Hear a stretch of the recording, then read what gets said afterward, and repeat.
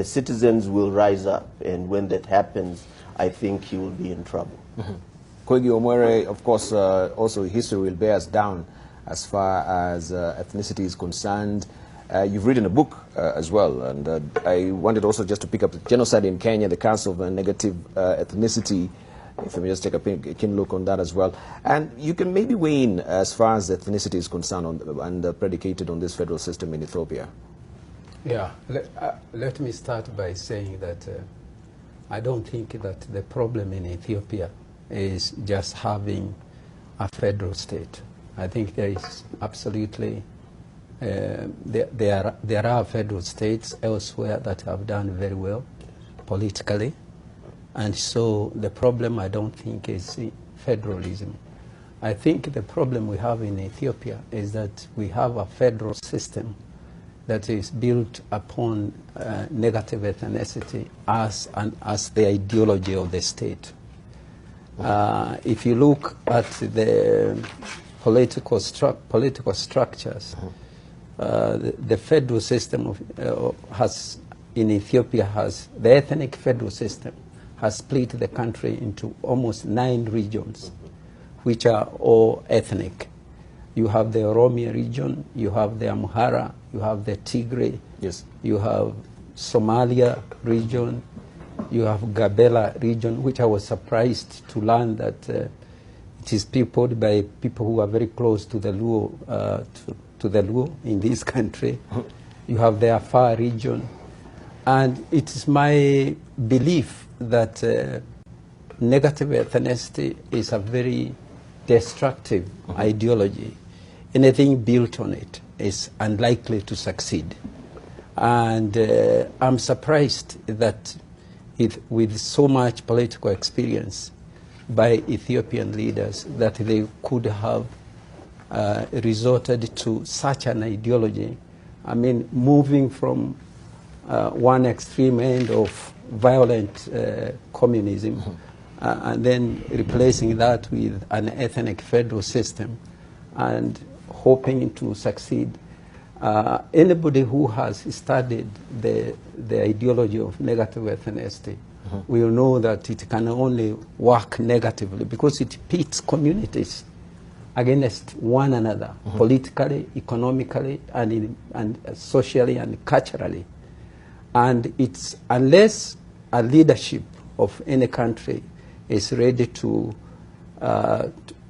substitute negative ethnicity with nationalism, which actually also applies to our situation here, I believe that it will be very difficult to avoid conflict because conflict is inherent in the ideology. And you cannot, I'm sure that if you asked Prime Minister Abe what he is trying to do, he will tell you that he is trying to unite the Ethiopian nation. But you cannot unite a nation on the basis or on the foundation of negative ethnicity. You have to declare war against negative ethnicity if you want to unite ethnically divided communities. But nobody seems to be doing that because negative ethnicity, unfortunately, even as it wreaks havoc, it still promises communities salvation. That's why we vote here as communities rather than as individuals. And each time we go to elections, we are going into war with other communities. And then you ask people to come together, it's not possible. So I think that the problem in Ethiopia, which is also the problem that was in Rwanda, the problem that is in South Sudan, and in many other African countries, is negative ethnicity. We must root it out. If it's not rooted out, the problems will persist. And it will be very difficult to have a united Africa or even a progressing Africa. But when you talk about negative ethnicity, can we point it back to the federal system because it created a system of winners and losers. That we have, certain communities that are taken to be elites and others are taken to be marginalized. And now this is what is actually creating the negative ethnicity. That we feel that why are you putting, some privileges on yourselves and other people are feeling underprivileged. I agree that when you have negative ethnicity at work, communities are pitted against one another. Even communities are discriminated against. And some communities, depending on their strength, will probably enjoy what other communities will find difficult to find. Yes. So what you are saying is that you cannot solve the problem, that it is possible to use negative ethnicity to solve the problem of ethnic discrimination. I believe that you cannot solve negative ethnicity with ethnic practice. It is very difficult. I believe that, like for instance, at the time when we were getting our independence, the ideology of the state was more or less, was more nationalism than negative ethnicity or tribalism. But we have since gone the way of negative ethnicity or tribalism. And where we have reached, we have come to think that it is possible to use negative ethnicity as a solution.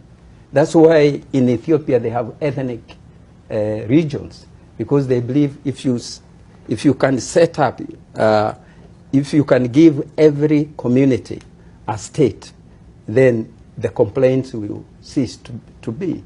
But the fact is that there are also national resources that must be shared. How do you share them unless you can agree that at the end of the day, even if you start as communities, you can actually become a nation. A nation that is united by, say, nationalism as the ideology of the state. Thank you. Let's hear from Dr. Mustafa. Dibal, thank you.